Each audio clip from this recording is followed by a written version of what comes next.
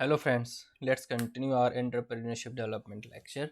तो अब आज के इसमें हम देखते हैं, हमारा है next topic dimensions of entrepreneurship. Entrepreneurship के और कौन कौन सी ऐसी चीज़ें हैं जो मैटर करती हैं। ठीक है, तो अब एंटरप्रेन्योरशिप का मतलब बहुत देख चुके हैं डिटेल में, लेकिन फिर भी देख लेते हैं। Setting up a new venture, setting up एक नया बिजनेस बनाना है, उसको फिर डेवलप करना है और उससे हमें प्रॉफिट जनरेट करना है। ठीक है, इनका जो गोल होता है एक ऐसे वेंचर्स का कि हम बहुत सारे एलिमेंट्स पे काम करें, जिससे हम जैसे क्रिएटिविटी है, कुछ नया करना है, इनोवेशन कुछ खोज करनी है, रिस्क लेंगे, प्रिजर्वेंस मतलब लगातार उसमें मेहनत करनी है to achieve the objective of entrepreneur entity. अगर आपको एंटरप्रेन्योरशिप की जर्नी करनी है, अब मैं अपनी बात बताऊँ, अगर मैं जॉब में होता तो मुझे पता होता भाई ठीक है 9 to 5 जॉब करेंगे और एक मंथ एंड पे सैलरी आ जाएगी। लेकिन जब आप मैं अपना काम करने की सोच रहा हूँ तो मुझे अपने क्लाइंट्स बनाने हैं, तो एक हमेशा ये रहेगा रिस्क की, भाई अभी जो मेरे क्लाइंट्स हैं क्या उतने ही हमेशा रहेंगे या फिर वो भी चले जाएंगे या फिर नए आएंगे। तो एक रिस्क है, फाइनेंशियल रिस्क है कि एक स्टेबल इनकम नहीं है। हो सकता है किसी मंथ में क्लाइंट मेरे फीस पे नहीं करेंगे, उसके नेक्स्ट मंथ मुझे पैसा मिलेगा या कोई 2 महीने तक नहीं देगा। ये जो रिस्क बियरिंग की कैपेसिटी है, अगर ये देखा जाए तो अगर हम बचपन में होते हैं, जब स्कूल कॉलेजेस जब हमारी हो रही होती है, तो उस टाइम हमारे दिमाग में इतना सब कुछ नहीं चलता है ना कि पैसे आने हैं, सैलरी लेनी है, ये सब। उस एज में अगर कोई एंटरप्रेन्योरशिप की जर्नी शुरू करेगा तो शायद वो स्ट्रगल करते हुए एक राइट टाइम पे एक नया कुछ हासिल कर सकता है। लेकिन सभी की फैमिली ऐसी नहीं होती कि वो सडनली शुरुआत से ही एंटरप्रेन्योरशिप में जाए, क्योंकि हर एक की रिक्वायरमेंट्स अलग है। तो वो क्या कर सकता है कि भाई ठीक है, अपना एक माइंडसेट रखेगा, 4 से 5 साल जॉब करनी है, कुछ फंड इकट्ठा कर लेना है, फैमिली को कुछ फाइनेंशियल स्टेबल पहुंचा देना है, और उसके बाद अपनी एंटरप्रेन्योरशिप की जर्नी, और उस 5 साल में अपनी एंटरप्रेन्योरशिप के आइडियाज़ पे वो काम करे। पूरी डिटेल्ड प्लानिंग तो कर सकता है वो, कुछ ऐसे डिसीजन वो कर सकता है, ले सकता है। लेकिन होता क्या, जब हम एक बार जॉब में चले जाते हैं तो जॉब का कल्चर देखते हैं, फिर वहाँ के आसपास के लोगों को देखते हैं, तो हम उसी में भूल के या उसी में खो जाते हैं। फिर हमारी जो ज़िंदगी का जो रेस हो जाता है वो हर साल एक साल कंप्लीट करना है, एक इंक्रीमेंट चाहिए, नई कंपनी, ये सब एंड ऑल, फिर वो एंटरप्रेन्योरशिप की तरफ हम नहीं जा पाते हैं। और उन्हीं सब चीज़ों में डेवलप हो जाती हैं, ये खरीदना है, वो खरीदना है, वो भी करना है, वो भी क्रेडिट कार्ड्स की चीज़ें आती हैं, सारे वो शौक पूरे करने हैं। तो शौक पूरे करके तो एंटरप्रेन्योरशिप की जर्नी नहीं हो पाएगी।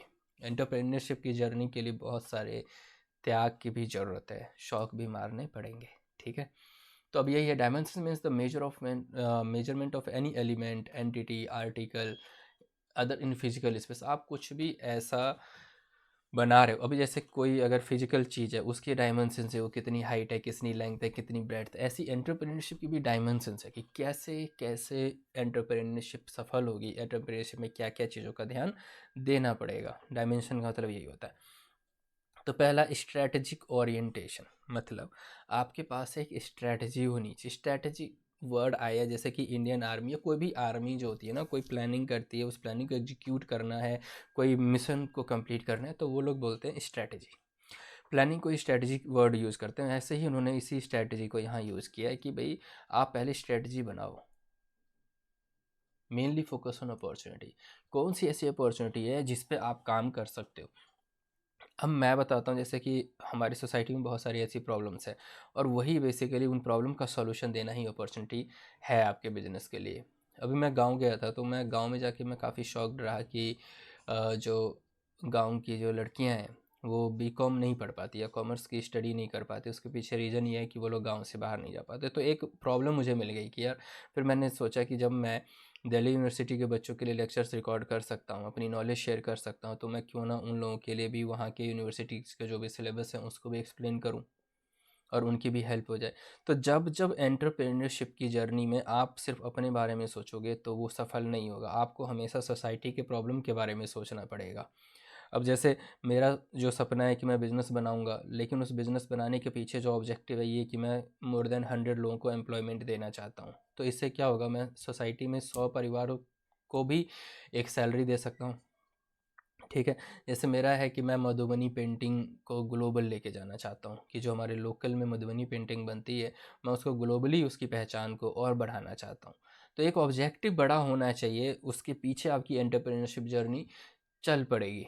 चाहे वो मेरा एक यूट्यूब चैनल, यही यूट्यूब चैनल, इसमें मैं अभी 2 ही डायमेंशन में वीडियोज़ बनाता हूँ कि या तो मैं बच्चों को फ्री में कुछ ना कुछ नॉलेज शेयर कर रहा हूँगा, या फिर बिजनेसेस को या बिजनेस ओनर्स को एक थोड़ा सा कॉन्फिडेंट होकर उनके प्रॉब्लम्स का सॉल्यूशन देने की कोशिश करता हूँ।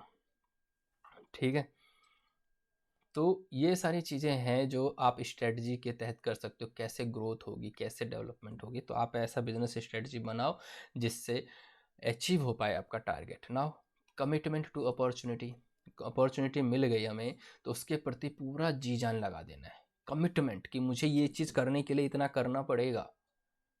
ये वो जैसे कि एंटरप्रेन्योर्स को इनोवेटर बनना पड़ेगा, क्रिएटर बनना पड़ेगा। जब भी मैं यूट्यूब देखता हूँ तो मैं देखते टाइम मेरे दिमाग में एक क्रिएटर वाली इमेज आ जाती है कि मैं ऐसी चीज़ें क्यों नहीं बना पा रहा, मुझे ऐसा बनाना होगा। देखते टाइम में शायद एन्जॉय से ज़्यादा मैं यही चीज़ें देख पाता हूँ एज ए क्रिएटर, क्योंकि मेरा एक यूट्यूब चैनल है तो मैं अपने आप को क्रिएटर ही मानता हूँ।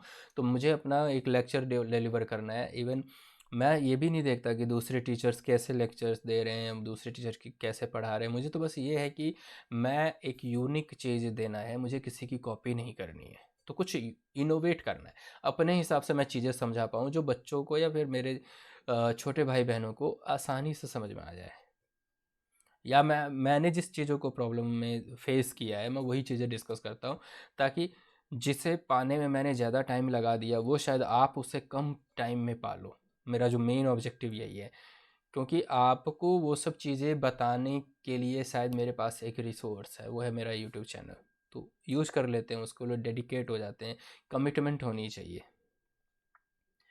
Speedly with in the time frame, वही है ना, स्पीडली, जो भी टाइम के अंदर वो सारी चीज़ें करना, यही है कमिटमेंट। चलें आगे।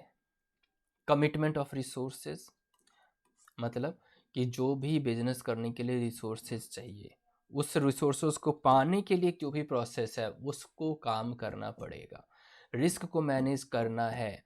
ठीक है, कमिटमेंट दिखानी पड़ेगी कि भाई इस चीज़ को करने के लिए ये, अब जैसे मुझे अगर आपको पढ़ाना है, आपको मुझे ये सब्जेक्ट फिनिश करना है, तो मुझे कमिटमेंट होनी चाहिए ना कि मैं लेक्चर्स रिकॉर्ड करूं और लेक्चर्स अपलोड करूं। मुझे पता है ना कि उसके लिए मुझे टाइम निकालना पड़ेगा, मैं एक्सक्यूजेज नहीं बना सकता। तो वो रिसोर्सेज का ज़्यादा से ज़्यादा यूज़ करना, रिसोर्सेज का सबसे ज़्यादा यूज़ करना ही रिसोर्स का मोस्ट यूजफुल बनाता है। अगर कोई रिसोर्स अवेलेबल है, मान लेते हैं कि अगर मेरे पास कोई पर्सन्स अवेलेबल है, उनको मुझे ट्रेनिंग देनी है, तो मैं ट्रेनिंग दूंगा, या बिना ट्रेनिंग दिए बिना तो वो ट्रेंड नहीं हो जाएंगे। तो मुझे उन रिसोर्सेज को यूज़ करने के लिए मुझे कमिटमेंट दिखानी है कि मुझे उनको सिखाना है। तभी utilization minimum resourceful and also taking into consider risk associated. अभी मुझे पता है कि हाँ, हो सकता है मैं जिनको ट्रेनिंग दे रहा हूँ वो ट्रेनिंग लेके चले जाएंगे, थोड़ा सा रिस्क तो हमेशा रहेगा ही ना, बट फिर भी कमिटमेंट दिखानी पड़ेगी। रिसोर्सेज मेरे लिए रिसोर्स तो वही है जिनको मैं ट्रेनिंग दूंगा, जिनको मैं तैयार करूँगा। ऐसे ही अलग अलग बिजनेस में अलग अलग रिसोर्सेज हो सकते हैं। नाउ रिसोर्स कंट्रोल, भाई रिसोर्स हम इतने भी कॉस्ट ना ले लें कि हमारा प्रॉफिट ही ना निकले बिजनेस से। कोई भी बिजनेस जो अगर प्रॉफिट नहीं जनरेट कर पाएगा तो वो कितने दिन चलेगा। इसीलिए मैक्सिमम आउटपुट निकालना है उन रिसोर्सेज से। अगर रॉ मटेरियल परचेज़ किया तो उस रॉ मटेरियल में देखना है कि वेस्टेजेस ना हो, ज़्यादा से ज़्यादा अच्छी क्वालिटी के प्रोडक्ट आउटपुट निकले। ठीक है, ताकि हम प्रॉफिट कर पाएँ। मैनेजमेंट स्ट्रक्चर होना चाहिए किसी भी कंपनी में कि भाई डिसीजन कौन लेगा। अब मान लेते हैं 10 लोग मिलकर बिजनेस अपना शुरू करते हैं, तो उसमें कौन हाईएस्ट डिसीजन मेकर रहने वाला है, तो वो डिसाइड करना पड़ेगा। हर कोई तो डिसीजन नहीं लेगा। तो मैनेजमेंट स्ट्रक्चर, बड़ी बड़ी कंपनी में CEO, CFO, finance manager, accounts manager, production manager, purchase manager, ये सारे होते हैं। मार्केटिंग हेड होते हैं, एचआर मैनेजर होते हैं, ये सब मैनेजमेंट स्ट्रक्चर्स हैं। फिर रिवॉर्ड फिलोसफी, अगर कोई काम अच्छे से कर रहा है तो रिवॉर्ड भी तो देना पड़ेगा, मोटिवेट भी तो करना पड़ेगा, तभी वो बिजनेस आगे चलेगा। अब है इंट्राप्रेन्योरशिप, ये हम ऑलरेडी देख चुके हैं। इंट्राप्रेन्योरशिप और एंटरप्रेन्योरशिप में डिफरेंस क्या है, क्योंकि ये यहाँ पे रिपीटेड है। तो ये हम यहाँ से काटते हैं क्योंकि ऑलरेडी हम देख चुके हैं पिछले लेक्चर्स में, ये सारा का सारा पार्ट देख चुके हैं। इंट्राप्रेन्योरशिप मतलब एक कंपनी के अंदर रह के ही आपको कुछ नया करना है, और एंटरप्रेन्योरशिप आप अपने लिए करोगे।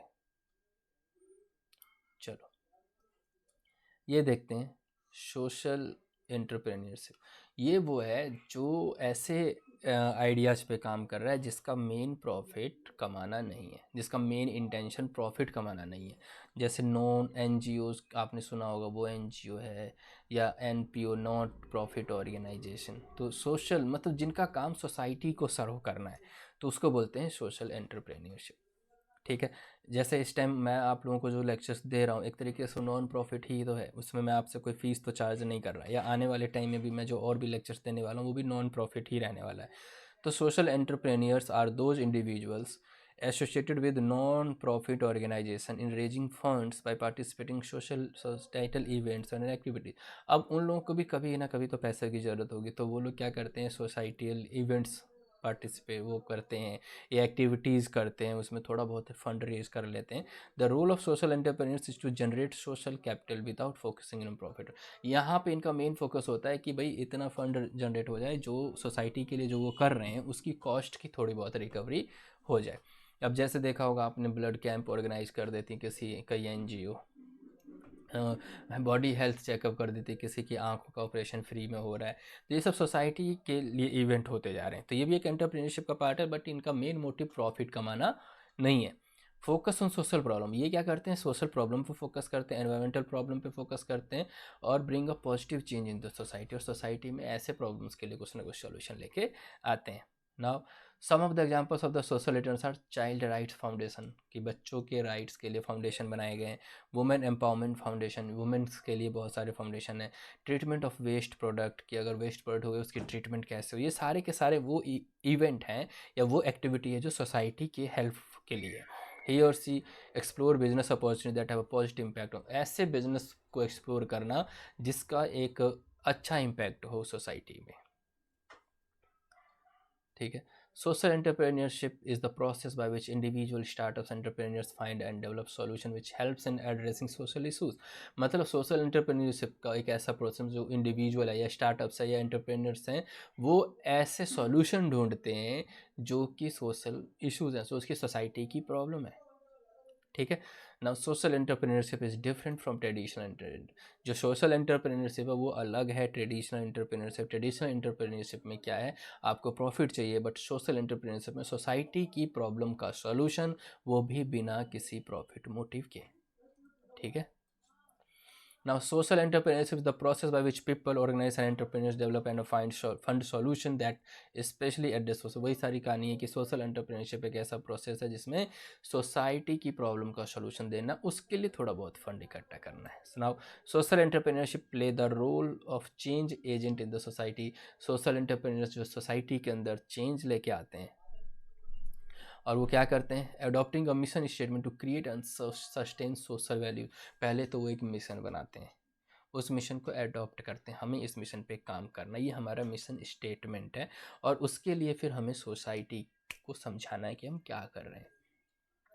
Acting without Bing limited by resources currently in hand, मतलब कि जो भी रिसोर्सेज उनके हाथ में है वहाँ से वो शुरू करते हैं, और धीरे धीरे धीरे धीरे वो रिसोर्सेज उनके बढ़ते हैं। Recognizing new opportunity to serve the mission, एक नई अपॉर्चुनिटी को रिकॉग्नाइज करना जिस अपॉर्चुनिटी से वो उसका जो मिशन है वो सफल हो जाए। अगर सोसाइटी में अगर कोई बच्चा या छोटे गरीब बच्चे नहीं जा पा रहे हैं स्कूल, तो उसको स्कूल भेजने के लिए जो भी फंड रेज करना होगा, स्कूल भेजने के लिए उनकी फ़ीस है या उनके लिए जो भी चीज़ें अरेंज करनी होगी, वो वही तो है अपॉर्चुनिटी है, क्योंकि उसके लिए हमें काम करना, वही तो हमारा मिशन है कि हर बच्चा पढ़े। Exhibiting accountability for the outcomes created, मतलब कि जो आउटकम्स आने वाला है उसकी पूरी जिम्मेदारी लेने वाले बंदे हो आपकी टीम में। Continuously engagement in the process of innovation adopting, आपको हमेशा इनोवेट मतलब कुछ ना कुछ नया सोचना है, नई चीज़ें अडॉप्ट करनी है और कुछ नया सीखना है। सोशल एंटरप्रेन्योरशिप के ये एग्जाम्पल्स हैं। As per American professor Greg days, उनका कहना है social entrepreneurs are a special breed of leaders. जो सोशल एंटरप्रेन्योर्स होते हैं वो एक स्पेशल ब्रीड है, मतलब वो एक उसको हिंदी में क्या कहते हैं, एक अच्छी फसल देने की जो बीज होती है, ऐसी एक अच्छे लीडर बनने के जो क्वालिटीज़ होते हैं वो सोशल एंटरप्रेन्योर्स करते हैं। सोशल एंटरप्रेन्योर्स ही हैं जो सोसाइटी के प्रॉब्लम को समझते हैं, फिर आगे चल के वो बड़े लीडर बन सकते हैं। ठीक है, now examples of social entrepreneurship. Examples क्या हैं सोशल, जैसे अंशु गुप्ता, फाउंडर ऑफ गूंज। गूंज एक सोशल एंटरप्रेन्योर का एग्जांपल है जिसके फाउंडर हैं अंशु गुप्ता। अंशु एक मेडिकल मीडिया प्रोफेशनल है, wanted to provide proper clothing to under privilege section of the society. वो चाहती हैं कि भाई जो गरीब लोग हैं उनको कपड़ा मिले उनके, ठीक है। So he started collecting old clothes, और इसलिए वो उन्होंने पुराने कपड़े कलेक्ट करना शुरू किया और उसको अपसाइकल किया, उसको ठीक किया और उसके बाद फिर पुअर सेक्शन में बांट देते हैं। Now Harish hand, CEO and founder SELCO के वो सीईओ और फाउंडर हैं हरीश हैंड। ये क्या करते हैं, it is India first solar funding program, aims to provide sustainable energy in the country's rural area. Country देश के गांव के एरिया में कंटिन्यूसली लाइट रहे, बिजली रहे, उसके लिए उन्होंने एक सोशल वो क्या कहते हैं सोलर एनर्जी का बिजनेस या एनर्जी का एक उन्होंने सॉल्यूशन निकाला। Urvashi Sahni, founder and CEO of study hall education foundation SHEF। It's set to educate girls in rural India, मतलब गांव में महिलाओं को पढ़ाना है, लड़कियों को पढ़ाना है। It has transform more than 1000 schools, trained 1000 of teachers, impacted nearly 5 million students life in Uttar Pradesh और राजस्थान। मतलब 1000 से ज़्यादा स्कूल्स उनके हो चुके हैं, 1000 से ज़्यादा टीचर्स को उन्होंने ट्रेंड कर दिया और 5 मिलियन स्टूडेंट मतलब 50 लाख बच्चों कि जीवन में इनका इफेक्ट आया है उत्तर प्रदेश और राजस्थान में। तो ये सब हैं सोशल एंटरप्रेन्योरशिप के example. Characteristics of social entrepreneurship के कैरेक्टरिस्टिक्स क्या होते हैं सोशल एंटरप्रेन्योर के? लीडरशिप, वो एक लीडिंग कैप क्वालिटी होती है उनके अंदर, वो जो बोलते हैं उसमें बिलीव करते हैं। इमोशनल बैलेंस, वो ज़्यादा इमोशनल भी नहीं होते, इमोशनल डिसीजन भी लेते हैं, इमोशनली बैलेंस रखते हैं वो चीज़ों को। उनका विजन क्लियर होता है। एबिलिटी टू मल्टीटास्क, वो बहुत ज़्यादा काम करने लायक होते हैं और डिसीजन मेकिंग पर्सन होते हैं। ओपन टू कोलैबोरेशन, वो किसी एक दूसरे का साथ लेने को भी वो नहीं हिचकते हैं, एक दूसरे के साथ में बिलीव करते हैं। अब चलते हैं difference between business and social entrepreneurship. Business और सोशल एंटरप्रेन्योरशिप में डिफरेंस क्या है? देखो, बिजनेस एंटरप्रेन्योरशिप में क्या, it is more about the individual, ये इंडिविजुअल की बात करता है। सोशल एंटरप्रेन्योरशिप क्या, all about collective efforts of society, efforts for society, यहाँ पे सोसाइटी के लिए एफर्ट लगाने की बात चल रही है। Business entrepreneurship it aims at producing goods and services, यहाँ पे या तो गुड्स को बनाना है या फिर सर्विसेज को देना है। It aims at producing goods and services that can serve the community and solve the problem. But यहाँ पे क्या है, यहाँ पे गुड्स और सर्विसेज सर्व करना है किसी समुदाय के और वहाँ की प्रॉब्लम को सॉल्व करना है। It focus on the market demand and trend. भाई बिजनेस ट्रेंड जो एंटरप्रेन्योरशिप है उसमें तो मार्केट का डिमांड देखते हैं, फिर सप्लाई देखते हैं, उनका क्या ट्रेंड चल रहा है। यहाँ पे क्या, it focus on solution oriented approach to a social problem. यहाँ पे सोशल प्रॉब्लम जो भी है उसको सोल्यूशन देने की बात होती है। या बिजनेस एंटरप्रेन्योरशिप में measure performance according to profit, यहाँ पे प्रॉफिट की बात होती है, प्रॉफिट पे डिसाइड होता है कि तुम्हारा बिजनेस कैसा चल रहा है। यहाँ पे measure performance according to the impact, यहाँ पे सोसाइटी पे इम्पैक्ट कितना हुआ उसका, उस पर देखा जाता है। यहाँ पे बिजनेस एंटरप्रेन्योरशिप में देखें, the purpose is to satisfy customer needs and earn profit, यहाँ पे अपनी कस्टमर की रिक्वायरमेंट को पूरी करो, क्वालिटी की चीज़ें दो और अपना प्रॉफिट अर्न करो। यहाँ पे क्या है सोशल में, the purpose is to promote their cause and improve the society. भाई सोसाइटी में जो प्रॉब्लम्स हैं उनके सॉल्यूशन को प्रमोट करना है और सोसाइटी को इम्प्रूव करना है। ठीक है, तो ये हमने सोशल एंटरप्रेन्योरशिप वाला पार्ट कवर किया है। नाउ आगे है एंटरप्रेन्योरशिप एंड ग्लोबलाइजेशन। ग्लोबलाइजेशन का मतलब ये होता है कि भाई आप जो काम कर रहे हो वो सिर्फ एक गांव एक शहर के लिए नहीं, आप पूरे वर्ल्ड के लिए कर सकते हो। ग्लोबलाइजेशन आपको वो टेक्नोलॉजी भी प्रोवाइड करती है, वो रिसोर्सेज भी प्रोवाइड कर सकती है जो आपके एरिया में नहीं है, ठीक है ना। तो ग्लोबलाइजेशन की वजह से वो सारी फैसिलिटी मिली एंटरप्रेन्योर्स को, कंपनीज़ को बड़ी कंपनी बनने में हेल्प करती है। अब जैसे इन्होंने एग्जांपल से समझाया है कि अपैरल बिजनेस है इन Italian cities like Pareto run by entrepreneurs from veno appropriate of the, मतलब कि इटली के गारमेंट बिजनेस है, इटली के लोकल लोगों से काम कर रहे थे, लेकिन धीरे धीरे ग्लोबलाइजेशन हुआ, ग्लोबलाइजेशन की वजह से उनको फैसिलिटीज़ मिली, सोशल एंटरप्रेन्योरशिप का पता चला और वो एक society problem like environmental degradation, poverty and poor health के लिए भी काम कर पा रहे हैं। ठीक है। Entrepreneurship and new challenges of globalization. Globalization का मतलब क्या? Globalization is the process by which the business and organization develop international influence on an international scale level. मतलब इंटरनेशनली आपका असर आएगा आपके बिजनेस पर, इंटरनेशनल लेवल पे आप बात करोगे। While globalization offers many benefit but it is not without challenge. और अगर ग्लोबलाइजेशन आपको बहुत सारे बेनिफिट दे रहा है तो कुछ ना कुछ तो चैलेंजेस होंगे। और वो चैलेंजेस क्या है? एक्सप्लॉयटेशन। हो सकता है आपकी जो फार्मूला है, आपकी जो चीज़ें हैं, उसको कोई और भी कॉपी कर सकता है। हाई इन्वेस्टमेंट कॉस्ट, क्योंकि बाहर के लोग भी इन्वॉल्व होंगे ना ग्लोबलाइजेशन में, आपकी इन्वेस्टमेंट की कॉस्ट ज़्यादा हो सकती है। कन्फ्यूज्ड लोकल सिस्टम, मतलब जो लोकल सिस्टम है वो कन्फ्यूज हो सकते हैं, क्योंकि आप ग्लोबली बात कर रहे हैं, ग्लोबल बेचने की बात हो रही है। वीक रेगुलेशन, अगर तरीके से ऐसे चीज़ों को रेगुलेट नहीं किया गया गवर्नमेंट के द्वारा तो कोई भी आपके साथ फ्रॉड कर सकता है, क्योंकि बाहर के लोगों तक आपकी पहुंच ज़्यादा नहीं होगी। इमिग्रेशन चैलेंजेस, कई बार क्या होता है आप ईज़िली वहाँ नहीं जा पाते। जैसे कि मैं अपना बात करूँ, मैं यूएस जाने वाला था बट इमिग्रेशन के इंटरव्यू में फ़ेल हो गया, क्योंकि उनके सारे सवालों का सही जवाब नहीं दे पाया। तो इमिग्रेशन चैलेंजेस, मुझे पता है मुझे वहाँ पे बिज़नेस मीटिंग के लिए जाना है, लेकिन मैं नहीं जा पाऊँगा। हर देश की चीज़ें अलग अलग हैं कि वहाँ पे कैसे लोग आ सकते हैं, नहीं आ सकते। लोकलाइज जॉब लॉस, हो सकता है कि जो लोकल में जो जॉब है वो लॉस हो जाए, क्योंकि आप जो सर्विस ले रहे हो, आप जो प्रोडक्ट ले रहे हो वो आप बाहर से ले रहे हो, तो वहाँ पे जॉब शिफ्ट हो गया ना ग्लोबलाइजेशन की वजह से। तो ये सब नुकसान है, चैलेंजेस है। नाउ बेनिफिट क्या है? ग्लोबलाइजेशन के बेनिफिट भी है। इंक्रीज्ड फ्लो ऑफ कैपिटल, पैसे देने वालों की कमी नहीं है, बहुत लोग हैं ऐसे जो पैसे दे सकते हैं आपको। Better products at lower prices, अच्छे प्रोडक्ट मिल जाते हैं लोअर प्राइसेस पे। चाइना से इतनी सारी चीज़ें इंपोर्ट हो जाती है, हमारे लोकल लोग वो उतनी चीपेस्ट कॉस्ट पे नहीं बना सकते। कोलैबोरेशन एंड शेयर्ड रिसोर्सेज, आप एक दूसरे से कोलैबोरेट करते हो, एक दूसरे के जो अपनी टेक्नोलॉजी है उसको शेयर करते हो, एक दूसरे से मटेरियल शेयर करते हो। क्रॉस कल्चरल एक्सचेंज, एक दूसरे का कल्चर भी आप चेंज करते हो, मतलब एक अपना कल्चर वहाँ, उनका कल्चर यहाँ, एडॉप्शन की बात होती है।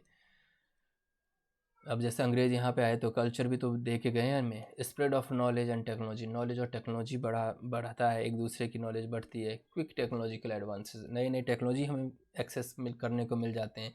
Increase house hold income, house hold income बढ़ जाती है। Now increase open mindness and tolerance, और आप ओपनली ज़्यादा सोच पाते हो, ज़्यादा चीज़ों के बारे में सीख पाते हो और टॉलरेट कर पाते हो किसी चीज़ों को, कि जैसे कि एक्सेप्ट करना। अब जैसे टॉलरेट का मतलब कि मैं, हो सकता है आप मेरी हर बात से एग्री नहीं करते, लेकिन फिर भी आप मुझे सुन रहे, that it means that you are tolerating me. ठीक है।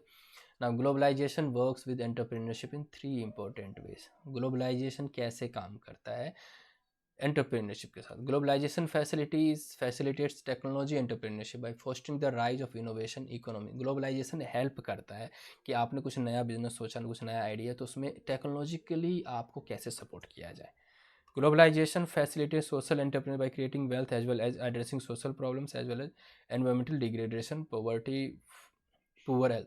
ग्लोबलाइजेशन सोशल एंटरप्रेन्योरशिप में भी हेल्प करता है कि कैसे आप अपनी सोसाइटी के लिए तो काम करो, सोसाइटी से गरीबी तो हटाना है, सोसाइटी से पुअर लोगों की हेल्थ भी सुधारनी, लेकिन आप अपनी वेल्थ को भी कैसे बढ़ाओगे, आप अपनी प्रॉफिट को भी कैसे बढ़ाओगे, वो ग्लोबलाइजेशन हमें समझाता है। ग्लोबलाइजेशन की वजह से ये पॉसिबल है। Globalization facilitates transnational entrepreneurship by the networks of the countries, it can create their own business in the same और सिमिलर से। ग्लोबलाइजेशन जो है वो बहुत सारी कंट्रीज़ में आपके बिजनेस से लोगों को मिलवाता है, या बिजनेसेस के लोगों के नेटवर्क्स को बढ़ाता है। आपके नेटवर्क में जितने ज़्यादा लोग होंगे उतना ही ज़्यादा चांस है आपके बिजनेस का बढ़ने का। ठीक है। अब है forms of competition in globalization. Globalization में कंपटीशन भी तो होगा, क्योंकि आप सिर्फ एक एरिया तक सीमित नहीं है, पूरे वर्ल्ड में जा रहे हैं। तो पूरे वर्ल्ड में आप जिस प्रोडक्ट और सर्विसेज में काम कर रहे हो उसमें करने वाले कंपटीटर्स भी तो ज़्यादा होंगे। तो उसमें सबसे पहला चैलेंज आएगा प्राइस कंपटीशन का। हो सकता है आप जो प्राइस रख रहे हैं दूसरे उससे कम पे काम कर रहे हो या उससे ज़्यादा पे काम कर, जो भी है आपका प्राइस अब सिर्फ आप तक ही सीमित नहीं रहेगा, क्योंकि और आपके जो चैलेंजेस हैं वो पूरे वर्ल्ड के सप्लायर और सर्विस प्रोवाइडर से रहेगा। तो प्राइस का हमेशा रहेगा। Competition by capability in production, हो सकता है आप जिस चीज़ में प्रोडक्शन कर रहे हो ग्लोबलाइजेशन की वजह से दूसरे लोगों को भी पता चल रहा है आप इसमें काम कर रहे हो, उनकी प्रोडक्शन कैपेसिटी ज़्यादा है, तो वो आपसे आगे निकल जाएंगे। Competition by high quality service, आप जो सर्विसेज दे रहे थे आप लिमिटेड एरिया में दे रहे थे, बट ग्लोबलाइजेशन की वजह से आपने सर्विसेज देना दूसरे मार्केट में भी शुरू किया और वहाँ ऑलरेडी होंगे दूसरे सर्विस प्रोवाइडर। तो आपका चैलेंज वहाँ से भी रहेगा कि आप क्या उससे क्वालिटी मैच कर पा रहे हो या नहीं कर पा रहे हो। फिर है positive impact of globalization. Positive impact भी रहेगा, हर चीज़ के दो पहलू हैं ना यार, फ़ायदे हैं तो नुकसान भी है ना। ग्लोबल एडवांटेज, आप अपने स्टार्टअप्स को सिर्फ लोकली बात नहीं करोगे, लोकल उसको ग्लोबली करो। कहीं से भी ग्लोबल मार्केट से आप खरीद सकते हो, लो कॉस्ट पे रीसेल कर सकते हो किसी दूसरे मार्केट में, ज़्यादा मार्जिन कमा सकते हो। लोकल एडवांटेजेस, एंटरप्रेन्योरशिप जो है वो अपने आउटलेट जो है वो ग्लोबल लोकल मार्केट और नेबर हेड में भी, मतलब दूसरी कंट्रीज में भी बना सकते हैं लेस प्राइस पे। मार्केट ग्लोबल हो गया तो कहीं भी अपना कंपनी बना सकते हैं। Piracy, entrepreneur do little to restrict privacy and find themself struggle with cheap imitation of products even. मतलब पायरेसी का एक रहेगा कि भाई आप उस पर रिस्ट्रिक्शन डाल सकते हो कि भाई हमारे प्रोडक्ट को कोई और ना कॉपी कर ले, चेक ना कर ले। इसके लिए जो रूल एंड रेगुलेशन है, इंटेलेक्चुअल प्रॉपर्टी मतलब यही होता है। आपने जो फॉर्मूला बनाया, आपने कोई जैसे मैगी है तो मैगी में उसका मसाला यूनिक है, तो उसको कैसे रिस्ट्रिक्ट करें कि कोई और उस मसाले को यूज़ ना करे। अडाप्टेबिलिटी स्पीड, आप ग्लोबलाइजेशन में जो स्मॉल बिजनेस एंटरप्रेन्योर्स है उसकी जो एबिलिटी है एडाप्टेशन की, समझने की, सीखने की, वो बढ़ जाती है। आसानी से उस चीज़ को, नई नई चीज़ों को वो सीख पाते हैं। अब नेगेटिव भी इम्पैक्ट है ना ग्लोबलाइजेशन का। नेगेटिव यही है कि इनकम इनइक्वलिटीज़, एक लोकल बंदा जो ग्लोबलाइजेशन मतलब बाहर काम नहीं कर रहा है वो बेचारा बहुत कम कमा पा रहा है और आप बहुत ज़्यादा इनकम कर रहे होगे। डोमिनेंस ऑफ इंटरनेशनल कंपनीज, बाहर की कंपनीज का डोमिनेंस रहेगा क्योंकि आपका मार्केट बाहर चला गया, आपके जो सेल जिनको कर रहे हो वो बाहर के लोगों को कर रहे हो, तो बाहर की कंपनीज भी तो इफेक्ट करेंगी। एक्सचेंज रेट रिस्क, आप हमेशा जैसे यहाँ से आपने मान लो $1000 का शिपमेंट भेज दिया है, अब वहाँ से जब पैसा आएगा उस टाइम हो सकता है डॉलर का रेट चेंज हो गया हो। अभी अगर 80 रुपये मिल रहे हैं तो उस टाइम शायद 75 ही मिले, या हो सकता है 82 और 83 रुपये भी मिल जाए। Trade barriers in respect of export, जब आप एक्सपोर्ट करना चाहते हैं तो ट्रेड बैरियर्स मतलब बहुत सारे ऐसे रेगुलेशंस आ जाएंगे, जैसे कि मैं उस पर तो वीडियोज़ भी बनाता हूँ कि कैसे कस्टम आ जाता है, कैसे आपका बैंक आ जाता है बीच में। Sorry. Now low environmental standards due to race of competition, environmental standards भी लोअर लेवल का हो सकता है क्योंकि कंपटीशन बहुत ज़्यादा, तो हो सकता है आपके प्रोडक्ट ऐसे इतने क्वालिटी के ना बने जो एनवायरमेंटली सुटेबल हो। ठीक है, अब चलते हैं role of entrepreneurship in economic development. ये तो एक बस एक कहानी है कि भाई हाँ इकोनॉमिक डेवलपमेंट में एंटरप्रेन्योरशिप्स का बहुत रोल है कि वो कैसे बिजनेस को प्रमोट करते हैं, कैसे क्वालिटी सर्विस देते हैं, कैसे मिशन रखते हैं, कैसे विजन रखते हैं, कैसे एम्प्लॉय जनरेट कर देते हैं, कैसे क्वालिटी सर्विस देने की बात करते हैं। ग्लोबलाइजेशन की वजह से नए मार्केट से नया लोवेस्ट कॉस्ट पे हम कहीं से ख़रीद सकते हैं, कहीं पे ज़्यादा मार्जिन पे बेच सकते हैं। वो सारा का सारा इसमें आपको लिखना पड़ेगा, पूरे की पूरी थ्योरी है। आपने इस पूरे चैप्टर में जो भी अंडरस्टैंडिंग डेवलप की है वो यहाँ पे लिख सकते हो। अब उसको पूरा वो अगर पैराग्राफ ना पढ़ना हो आपको तो यहाँ से ये 8 पॉइंट रेफर कर सकते हो और ये लिख सकते हो। Entrepreneurship promotes capital formation by mobilizing the idle saving of the public, मतलब लोगों के पास जो ऐसे पैसे पड़े हुए हैं सेविंग के जो यूज़ नहीं हो रहे हैं, ऐसे लोगों के पैसे को यूज़ करके एंटरप्रेन्योर्स जो हैं वो कैपिटल बना सकते हैं और उनको यूज़ कर सकते हैं बिजनेस पर्पज़ से।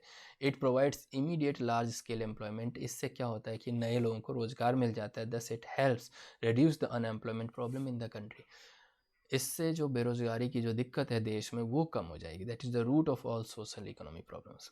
It promotes balanced regional development, ये बैलेंस डेवलपमेंट प्रमोट करता है, मतलब ऐसा नहीं है कि कोई सारे जो डेवलपमेंट है वो सबकी होती है, बैलेंस्ड हर किसी की होगी अगर कोई एंटरप्रेन्योरशिप डेवलप होता है तो। It helps reduce the concentration of economic power, और ये जो इकोनॉमिक पावर का जो मतलब जो रिडक्शन है, मतलब इकोनॉमिक पावर, किसी की परचेजिंग पावर बहुत ज़्यादा है मान लो क्योंकि उसके पास पैसा बहुत ज़्यादा है, किसी के पास परचेजिंग कैपेसिटी है ही नहीं क्योंकि उसके पास पैसा ही नहीं है। तो जो इकोनॉमिक पावर का जो इम्पैक्ट पड़ता है ना सोसाइटी में अलग अलग लोगों को, वो क्यों होता है? वो अनएम्प्लॉयमेंट की वजह से। तो जब आप एंटरप्रेन्योरशिप की जर्नी पे जाओगे तो सबके पास पैसा होगा ना, तो सब वो कर पाएंगे। ठीक है। It stimulates the equitable redistribution of wealth, मतलब आप यहाँ पे वेल्थ अब इक्वली रीडिस्ट्रीब्यूट हो रहा है, इनकम इक्वली सबके पास जा रही है। पॉलिटिकल पावर को भी इसमें हेल्प मिलती है क्योंकि जब जिस देश में बेरोज़गारी कम होगी, लोग वहाँ पे ज़्यादा अच्छे ढंग से रहेंगे। वहाँ पे फिर पॉलिटिकली जो पार्टीज़ हैं या इंटरेस्ट वाली जो कंपनी मतलब पॉलिटिकल जो लोग होते हैं, उनको कुछ और नया करना होगा ना। It encourage effective resource mobilization of capital and skill. इसकी वजह से क्या होता है कि जो कैपिटल है, एक सेकेंड, जो स्किल है उसका सही तरीके से यूज हो सकता है। It also induces backward and forward linkage with stimulate the process. एक जैसे कि कहीं से परचेजिंग हो रही है, कहीं पे सेल हो रही है, तो ये बैकवर्ड मतलब परचेजिंग और फॉरवर्ड मतलब सेलिंग। तो परचेज सेल वाले सारे के सारे एक्टिविटी जहाँ भी हो रही है, वहाँ पे जो इकोनॉमिक डेवलपमेंट है वो अच्छे तरीके से होगी। Last but no means least, it will also promote countries exported. और ये किसको प्रमोट करता है? कंपनी के एक्सपोर्ट को भी। अगला है role of entrepreneurs in economic development. अब रिपीटेड टॉपिक्स आ रहे हैं, रिपीटेड टॉपिक्स, कुछ भी ऐसा नहीं आ रहा। जैसे प्रोमोट्स कैपिटल फॉर्मेशन, भाई लोगों के पब्लिक जो हमने ऊपर ऊपर पढ़ा है वही सारा का सारा है कि पब्लिक की जो सेविंग्स है उसका इस्तेमाल बिजनेस में कर लिया, बिजनेस की वजह से प्रॉफिट जनरेट हो गया, तो उनके बिजनेस उन लोगों को उस पैसे पे ज़्यादा रिटर्न हो गया। Creates large scale opportunity, employment opportunity create कर सकते हो आप इसकी वजह से। प्रोमोट्स बैलेंस रीजनल डेवलपमेंट, अभी जो ऊपर वाले पॉइंट्स थे वही सारे के सारे। Reduces concentration of economic power, wealth creation and distribution, increasing gross per capita income. मैं इसीलिए कई टॉपिक्स बहुत टाइम लेता हूँ समझाने में, लेकिन जब आप समझ जाते हैं तो फिर ये चीज़ें बहुत ईजी हो जाती है। इंप्रूवमेंट इन द स्टैंडर्ड, भाई पैसा आएगा तो यार स्टैंडर्ड लिविंग वो बढ़ेगा ही ना लोगों का। जो पैसा नहीं था तो लोग साइकिल से चलते, जब पैसा आएगा तो लोग स्कूटी से चलेंगे, पैसा आएगा तो लोग कार से चलेंगे, पैसा आएगा तो लोग ट्रेन की जगह एरोप्लेन से जाएंगे। Promote companies countries exported, globalization की वजह से आप एक्सपोर्ट कर सकते हो बहुत ईजिली। ठीक है। इंड्यूसेस बैकवर्ड एंड, वही कि भाई परचेजिंग और सेलिंग के एरियाज में डेवलपमेंट हो जाएगी। चलो, फैसिलिटेट्स ओवरऑल डेवलपमेंट, फैसिलिट मतलब ओवरऑल डेवलपमेंट हो जाएगी। अब आगे चलते हैं advantages and disadvantages of globalization. Advantages क्या है? ग्लोबल एडवांटेज मतलब आप अपने प्रोडक्ट के लिए, अपनी सर्विसेज के लिए पूरे दुनिया को एक मार्केट बना सकते हो। ग्लोबल एडवांटेज ये। लोकल एडवांटेज क्या है? यहाँ पे आप इंटरनेशनली लोगों से यहाँ पे काम करा सकते हो, नेबरिंग मार्केट में काम कर सकते हो, आसपास के लोगों से गुड्स और सर्विसेज बहुत ईजिली ले सकते हो आप। ठीक है। पायरेसी का स्पीड ऑफ अडेबिलिटी, ये सब हम पहले पढ़ चुके हैं। पायरेसी मतलब ये होता है कि अगर हमने कुछ ग्लोबल स्टैंडर्ड्स को अगर फॉलो किया तो हमारे प्रोडक्ट की कोई कॉपी नहीं कर सकता, हमारे फॉर्मूले कोई चोरी नहीं कर सकता। स्पीड ऑफ अडेबिलिटी में तो हमें यहाँ पे कुछ सीखना बहुत ज़रूरी है, और सीखने की स्पीड हमारी तेज़ होती है जब हम कुछ नए नए चीज़ों पर फोकस करते हैं। डिसएडवांटेजेस क्या है? The emergency of international trade worsening inequality, वही ये इनइक्वलिटी ऑफ इनकम हो सकता है कि जो लोग लोकली काम करते हैं उसकी इनकम कम रहे, और अगर आप ग्लोबली काम करते हो तो आपकी इनकम ज़्यादा रहेगी। Global trade is mainly dominated by the huge transnational companies who only work for profit motive without paying the consider individual needs of developing and under development Nations. मतलब ग्लोबलाइजेशन की वजह से हो सकता है आप ऐसे कंट्रीज़ के साथ काम करें इसका मेन पर्पस ही है प्रॉफिट कमाना। उनका सोसाइटी से कोई लेना देना नहीं, उनका इंडिविजुअल से कोई लेना देना, उनका मतलब थॉट प्रोसेस उनका अलग है, तो इसका असर आ सकता है। The policies formed in the industries countries favour the countries of its kind of restrain some producers have access to the exports. मतलब हो सकता है कई कंट्रीज़ की ऐसे पॉलिसीज हो जो मना करे कि ये आप एक्सपोर्ट नहीं कर सकते, ये आप इंपोर्ट नहीं कर सकते, तो इस टाइप की कंट्रीज़ भी बीच में आ सकती हैं जो ग्लोबलाइजेशन के लिए एक प्रॉब्लम है। In the countries where the conditions of financial institution weak there is always an element of risk of capital flow. अब ऐसी कंट्रीज़ जहाँ पे फाइनेंशियल इंस्टीट्यूट, जहाँ पे बैंक कमज़ोर है, तो ऐसी कंट्रीज़ में हो सकता है पैसों की दिक्कत रहे, वहाँ पे रिस्क हमेशा रहेगा कि वहाँ उस कंट्री के साथ लोग काम ना करना चाहें। डेवलपिंग, अब जैसे आप मान लो आपको इंडिया के सही बैंकों पे भरोसा है, बांग्लादेश के किसी बैंक पे भरोसा होगा क्या? तो शायद वहाँ पे दिक्कत हो सकती है बिजनेस करने में। Now developing nations engage in a race to attract the foreign investments which can often lead to the lower, मतलब प्रॉफिट की वजह से या इतनी रेस बढ़ जाएगी बिजनेस की वजह से कि एनवायरमेंटल स्टैंडर्ड्स, एनवायरमेंटल की सेफ्टी पे कोई ज़्यादा ध्यान नहीं देगा। इस टाइप की क्वेश्चन मतलब प्रॉब्लम्स आ सकती है। तो ये सब डिसएडवांटेजेस थे और हमने इस चैप्टर को फिनिश कर दिया है। हमारा जो नेक्स्ट चैप्टर है वो है यूनिट 2 लेसन 1 एंटरप्रेन्योरल कॉम्पिटेंसीज। ठीक है, तो अभी तक हम 45 आउट ऑफ 174 कितना होता है, कितने परसेंटेज हमने सिलेबस फिनिश कर दिया है? कोई कैलकुलेट करेगा?